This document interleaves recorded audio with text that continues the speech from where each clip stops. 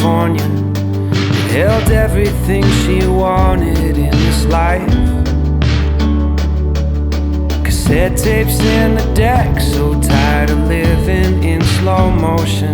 The answer's always short, 1,000 miles. Well, I know one thing, girls ain't tied away.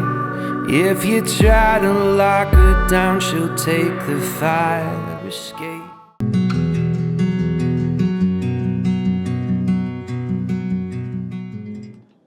So after mentioning in a previous video how much I disliked cooking, turns out that maybe I don't so much, because since buying this rice cooker, I have really enjoyed making myself some home-cooked meals again.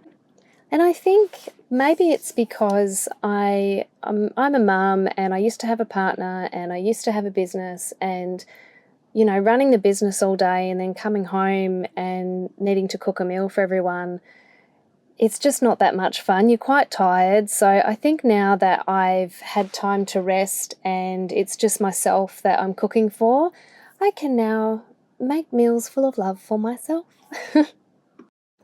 This meal I'm making today is basil pesto pasta with zucchini. So I obviously try and eat gluten-free where I can, and in the past I have made a zucchini pasta where the zucchini is cut into long strips and that acts as the pasta. I'm not doing that today, but it can be done and it's quite tasty. Just make sure if you are going to do it that way that you don't add salt to the zucchini when you're initially cooking it, because it creates a lot of liquid. It draws that liquid out of the zucchini.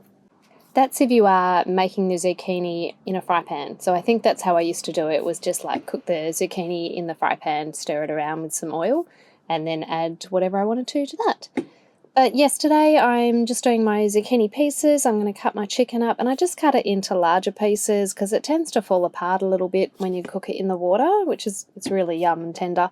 And so I'm just using this gluten-free quinoa pasta, which cooks in about 13 minutes. And I think quinoa's quite a good gluten-free alternative because I think there's a bit of protein in that as well. So yes, I just cook that for a little bit first, and then I add my chicken. And I'll leave the zucchini until later because zucchini doesn't take that long to cook. So this is what it looks like when I put it in the pot. And I just let that sit and simmer for a little bit on cook. And then I get started on my pesto. So I just take the basil leaves, and I tend to include a few stems in there as well, because I watched a movie once and I forget the name of it. It was a really sad movie. But it was to do with cooking, and there was an Italian gentleman in it, and he was saying that a lot of the flavour from basil is in the stems. So I don't know how much truth there is to that, but I think we actually tend to throw away a fair bit of food when we don't necessarily need to, because even broccoli stems, you can slice those up into smaller pieces and put them in a salad as well. And yes, my little USB blender is amazing. I absolutely love it. I do have to shake it a few times to get it to blend that basil well enough to become a pesto. And I know that a lot of people add garlic and nuts and things to a pesto, but just my personal taste, I just like to keep it plain. So I've just got the olive oil and the basil in there. And you're probably thinking, my goodness, where is all the flavour in this meal? But I understand, yes, garlic, it does add a heck of a lot of flavour to a meal, but I really enjoy just the flavour of the herbs themselves. So that's why I just stick to, I'm a very plain Jane when it comes to food. But yes, so once the pasta and the chicken have cooked through, then I will start to just put my pesto aside and put the zucchini into the meal so that then that can cook through as well. And really, zucchini, it might only take 2 or 3 minutes for that to cook through. So I just keep an eye on it. And then once that's done, I will strain the meal out into, when I bought the rice cooker, it came with a steamer as well. So I kind of just use that. It can sit at the top there, and I can cook vegetables on the top as well as the bottom, which I have done, and I will do another video on that. But yes, I use it like a colander. Is that what you call it? A colander? So I drain it all into there, and then I just give it a bit of a rinse and just rinse out that pot a little bit, give it a bit of a clean, and then I will, and then I had a visitor. So this gorgeous doggo, he or she, I'm not quite sure, could smell the food, but its owner was calling it back. So yes, I didn't wind up giving it any food, which I don't tend to give other people's dogs food because I don't know what they're allergic to. But yes, then I put it all back into the rice cooker with my pesto, and I just put it back on cook, and I stir it all together so that it heats it all through nicely for that meal. And I can use the rice cooker later to reheat it for another meal. But I will admit here that I did overcook that pasta, so I should have put the chicken in straight away with the pasta when I started because it was a little bit mushy. But I'm definitely not a chef, but it was still really good, and I was stoked to be able to make this meal for myself again. Please send pictures of home, 'cause I was born for life on the road. There ain't no part of me that's alone, and every right thing just feels so wrong.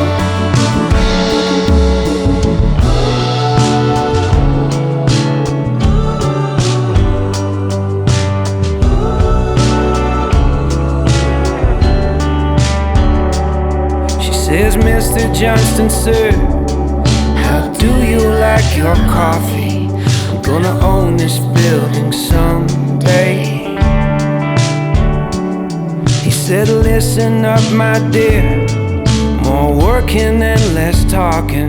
This man only saw her one way. Well, I know one thing, she's a fiery ring. If you try to close the door, she'll find some glass to break. Well, she said, please send pictures of home, 'cause I was born for life on the road. There ain't no part of me that's alone, and every right thing just feels so wrong.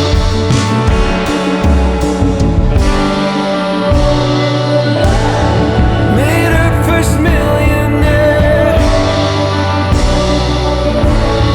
then thought she'd try Times Square, but she'd trade everything to be on again in Tennessee. Please send pictures of home. Please send pictures of home. She says, Daddy, I'm coming home. I just passed Walton's old corner store. I'm so damn tired of being alone, and every smart thing's feeling so wrong.